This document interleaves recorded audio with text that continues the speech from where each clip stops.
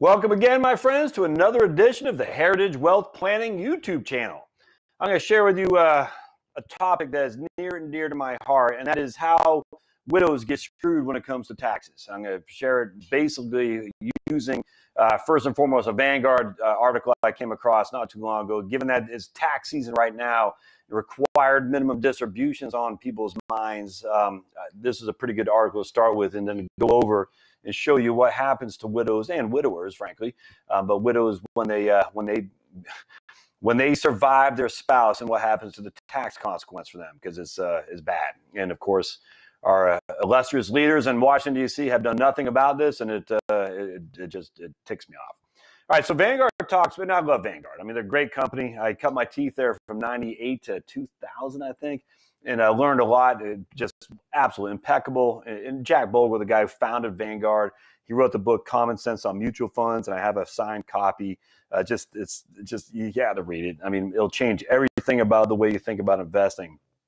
But Vanguard does lots of good research for professionals like myself, but also for just regular folks, maybe like you, that you can learn from. You don't need to have an account with Vanguard to read some of the stuff that they do. So this one, I'll put a link to it in the show notes. This one's Taxation of Required Minimum Distributions. In my career, I've talked to a lot of people who think capital gains and tax exempt and all this could be applicable to their RMDs. And the answer is no, it can't be. Anything that comes out of an IRA, a 401k, or a 403b, or even an annuity, but we're talking about qualified accounts now, is treated as ordinary income for tax purposes. Anything that comes out of those accounts are treated as ordinary income for tax purposes. I don't care what you had in the IRA. I don't care. If it comes out of it, it's taxed as ordinary income, which means it's subject to your income tax bracket, which is less favorable than capital gains, tax exempt interest, and dividends. All right, and so for RMDs, just a refresher, once you hit the age of 70, the IRS requires you to start taking withdrawals from your accounts, okay? And the simple way to look at this is if you have, it doesn't matter the amount of money you have in your account. If as of 31 December of the year before, you divide that amount by 27.4 for most people, and that will give you your RMD amount. So here it is in March of 2018. If you had $500,000 in your IRA at the end of the 31 December 2017, take $500,000, divide by 27.4, and you have an account, an RMD of $18,250. That's first and foremost. Now, the divisor is 27.4 in year one, it's 26.5 in year two, 25.6 in year three, and so on and so on. So it starts getting greater and greater the amount that you have to take out. Essentially, it's basically 3.6% in the first year, 3.8 in the second, 4% in the third, and so on and so on. So as you get older, the amount of RMD increases as a percentage of your account balance. So what happens a lot, if you retire today with $500,000 and you're expecting to get 8% rates of return, where you're only pulling out 3%, 3.5%, 4%, I should say, but you're still getting 8%, so the account is growing more than the amount you're pulling out. So very easily could you find yourself as 80 years old with $650,000 in there. And now your RMDs are pretty substantial because now you're at a 5% distribution amount because you're getting older, and it's only going to get more and more as you age. The IRS allows you to deduct contributions going in, but they want their money, and they're going to get it. Remember, they're going to get their money. You're deferring the tax. You're not making it tax-free. You're just kicking the can down the corner until ideally you have a better tax bracket scenario. At least that's what we've been told to believe, and I'll show you why that could be bad planning for sure. What if you miss it? It's pretty important. If you miss it, you're paying a 50% penalty on the amount you miss. And Vanguard has a pretty good example here. If your RMD is $50,000 and you only take out 30, you'd be short of the $20,000 you're supposed to. So you're going to owe the IRS $10,000 in penalty, plus you still got to pay income tax on all that money too. So it's a double whammy. Income tax plus the penalty for the amount that you missed from your RMD. Side note, I've been in this business a long time. I cannot tell you how many people wait until the end of December to take their RMD out. Or they have it set up automatically in their brokerage firm. So say you're working with Charles Schwab and you say, hey, Schwab, send me a check on 29th of December every year and I'm done. What happens if the computers are out? What happens if you're in Greece on vacation? They need to get a hold of you. It's not on Schwab, my friends. It's on you. Now, the IRS may be lenient and waive that one-time fee for, I don't know. But what if they don't? What if they're not so lenient? I mean, at the end of the day, just don't wait till the end of the year. Just take it out at the beginning of the year. It doesn't hurt you anymore.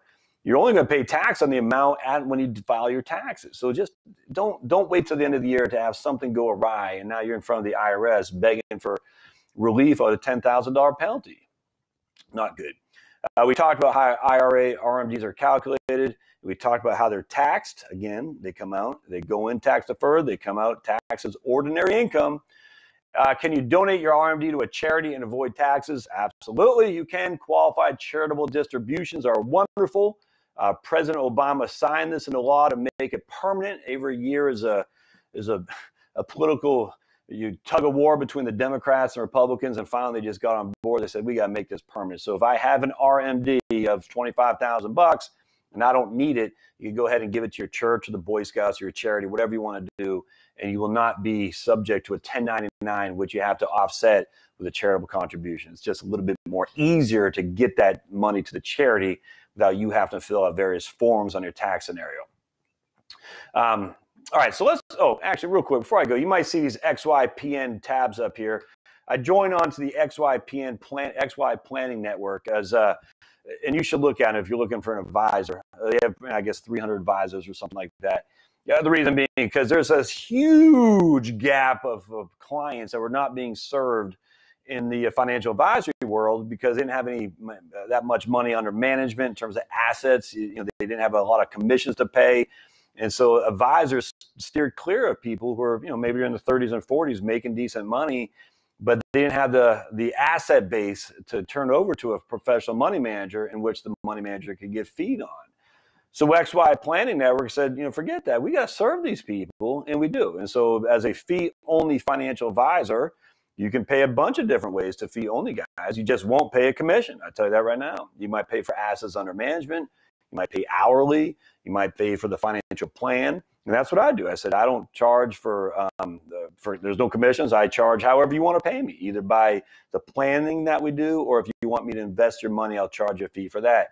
And that's why I love XY Planning Network, because explicitly going in what the fees are, other than this, there are no fees. I don't like that at all. So if you're wondering about this, that's what that is. They have tons of different literature as well that keeps me on top of my game, hopefully. But that's what that is. All right, so let's show you. I'm going to show you how the widows are screwed when it comes to taxes. And we're going to use our couple, Bob and Jane again. And this time we're going to get, again, they're same age. They were married they're born the same year, same age. And their total Social Security benefit is $42,000. And we derived that from Bob has a benefit of $2,400 a month. That's his PIA, primary insurance amount. Click there to figure out that. Jane did not work in this case, so Jane's just going to take half of Bob's PIA and get her spousal benefit. All right, so Jane gets $1,200 a month because they're both taking the Social Security at full retirement age. Bob's taking $2,400 a month, which means their total benefit is $42,000 a year. Now, they have $40,000 of RMD, so their required minimum distributions are $40,000. And so what we do to calculate their taxes is we got to take their half of their Social Security plus all their other income, and that gives us a provisional income. And provisional income is the only number we need to figure out how much of their Social Security benefit will be subject to income tax.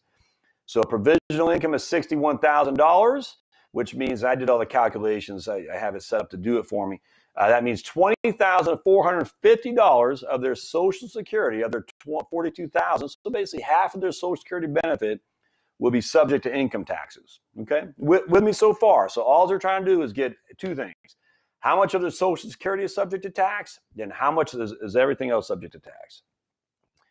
So we take their provisional income, $20,450, add it to their other income, and that gives us an adjusted gross income of $80,450.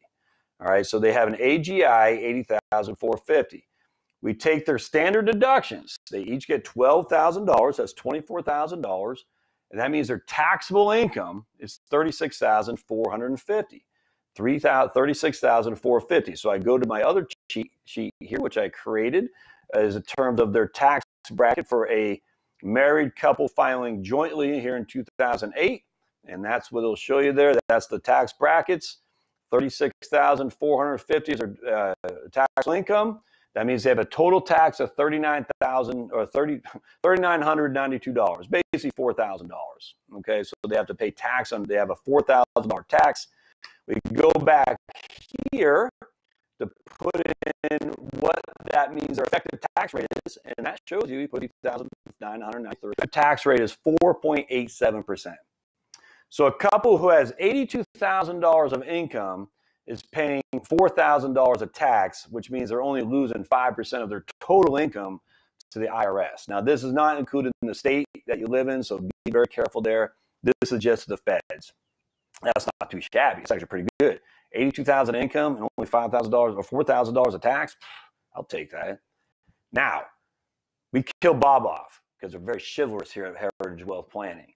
So now Jane, she will get the more of either Bob's benefit when he died or her own benefit. In this case, it's her spousal benefit, which is $1,400 or $1,200, or Bob's $2,400. Well, she's going to lose her benefit and she's going to retain Bob's benefit, and this is called a survivor benefit. So Jane's going to keep his $2,400 a month. Now, we're not inflating anything. We're not changing anything in terms of anything here. We're just using the exact same numbers as we did over here to make it apples to apples. So Jane's Social Security now is $20,800. Half of that is $14,400. She still has the same RMDs because when Bob died, he left the IRA to Jane. Jane's the same age, which means her RMDs are the exact same amount. It could be higher, it could be lower, depending on when Jane was born relative to Bob. But if they're born the same year, RMDs are the exact same amount, $40,000. So now we take half of Jane's Social Security plus this income, and that's her provisional income. Her total provisional income is $54,400. But because she's single and the brackets are significantly lower for single than a married couple, her taxable Social Security benefit is higher than it was when she was married. In fact, it's $1,500 higher, but it's even worse than that. She only has $28,800 of Social Security benefit, of which $22,000 roughly is taxable. Whereas before they had $42,000 of Social Security benefit, and only $20,000 was taxable. So not only does she have lower Social Security benefits, but because she's single and the tax brackets are higher when it comes to Social Security, she has more provisional income. It's crazy. So now we take her provisional income, add it to her all of the other income, which is her RMD, and her adjusted gross is $61,840, which is $1,500 more than it was before. So she has significantly less income. She has $14,400 less in income, but she has $1,500 of AGI, of adjusted gross. But it gets worse. Because she's single, she only has one standard deduction. She has taxable income of $49,840, which is almost $14,000 more than what they had before. So she has $50,000 roughly of taxable income, which is basically $14,000 more than they had before, even though she has $14,000 less in total income. It's crazy. But it gets worse. Why? Because we're going to go back to the sheet. Boggles the mind. All right, so here we will see that if you're married filing jointly and you have taxable income, again, taxable, oops, let me get my face down as you can see. Again, taxable income is after your standard deductions or after your itemized deductions. That's all that matters. So if you're $19,740, you're in the 12% bracket. If you're $38,850, you're in the 22% bracket. So in this case, because they had taxable income, Jane and Bob at $36,450, they're in the 12% bracket. But now Jane, with her taxable income of $49,840, is in the next highest bracket. She's in the 22% bracket, which means she has taxes due of $6,903. So now we go back, we say $6,903 is her tax. What does that make her effective tax rate? Double. She has more than double the effective tax than did they when they were married filing jointly. She has $14,000 less income, basically 20% less income, but she has 100% more in tax, simply because the way the tax code takes advantage of widows and widowers. It's a fact. You can argue this all day long to no avail. The facts are, once you're a widow or widower, you're losing a standard deduction, you're paying more in Social Security income tax, and you're paying more as well in your tax rate on your own money as well, simply because you lose a married filing jointly status. It's horrific. So now it's only going to get worse, because as these RMDs go up, which they will, as she gets older, she's going to have more and more and more adjustable gross income, more and more taxable income. And the thing that ticks me off even more, because the Social Security taxation is not indexed for inflation, thankfully the tax brackets are, she's not getting, this will be forever her taxes on Social Security. It will never change other than go up. Now, it'll never be more than 85% of this will be subject to income tax, but it'll never be lower. It will never, ever be lower, simply because the Social Security tax tables are not indexed for inflation. So this is the very minimal she'll have for subject to taxation for Social Security, unless she starts giving this money away to charity. But if that's the only way she can reduce her taxes, there's no other way. There's no other way. So anyway, hope this was educational for you. As you can tell, this ticks me off. And my concern is how many people in their tax planning are looking at the future for their surviving spouse. And generally, it's going to be a wife. I mean, just again, most men die off and leave their wives as widows. How many of you all are understanding that you're leaving your widow with a huge tax bomb? I call it the widow's tax trap. One of these days, I'm going to get that trademark, the widow's tax trap, because you're seeing it right here. And we're not talking about rich people. This is Jane and Bob, just regular, ordinary, middle-class Americans, where Jane has a 100% increase in taxes, even though she has 20% decrease in income. That's not right. So start your proactive tax planning now. If you're in your 50s, you need to start it now. What are some strategies to do in order to reduce the widow's tax trap?